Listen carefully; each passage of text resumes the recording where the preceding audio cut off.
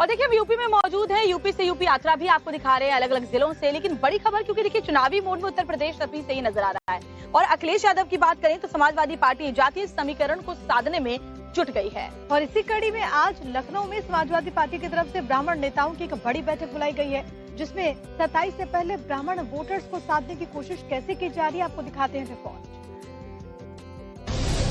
Samajwadi party के अध्यक्ष अखिलेश यादव, जो पहले से ही पीडीए के जरिए पिछड़ा, दलित और मुसलमानों को साधने में लगे हैं, वहीं अब उनकी नजर ब्राह्मण वोटरों पर भी टिक गई है। अखिलेश यादव यूपी के उन इलाकों को फोकस कर रहे हैं जहां पर जीत हार में ब्राह्मण वोटर ज्यादा मायने रखते हैं।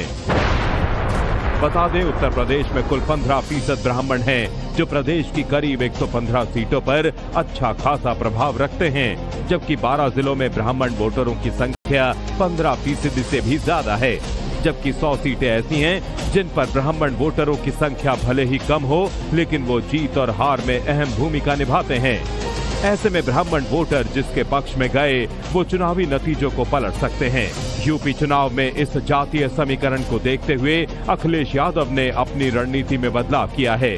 पीडीए के साथ साथ अखिलेश अब ब्राह्मण वोटरों को लुभाने में लगे हैं। इसके लिए पार्टी की तरफ से प्रदेश भर के ब्राह्मण समाज के नेताओं को पार्टी कार्यालय बुलाया है, जिसमें ब्राह्मण वोटरों को अपने पक्ष में करने के लिए रोड मैप पर मंथन किया जाएगा।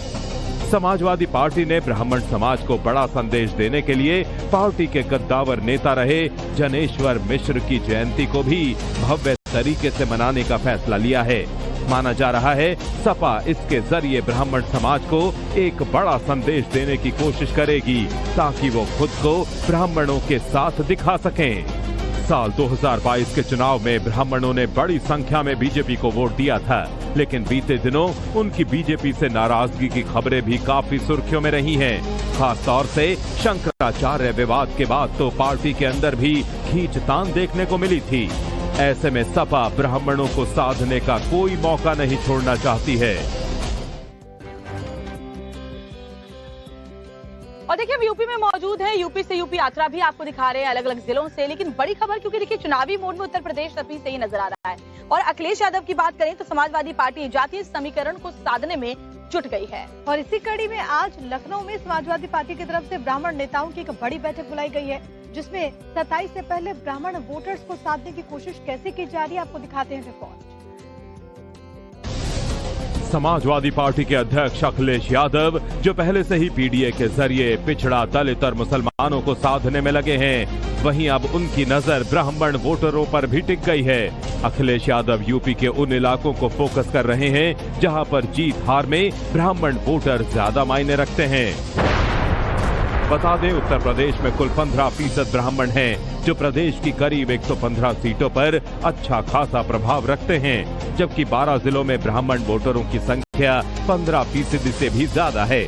जबकि 100 सीटें ऐसी हैं जिन पर ब्राह्मण वोटरों की संख्या भले ही कम हो, लेकिन वो जीत और हार में अहम भूमिका निभाते हैं। ऐसे में ब्राह्मण वोटर जिसके पक्ष में गए, वो चुनावी नतीजों को पलट सकते हैं। यूपी चुनाव में इस जातीय समीकरण को देखते हुए अखिलेश यादव ने अपनी रणनीति में बदलाव किया है।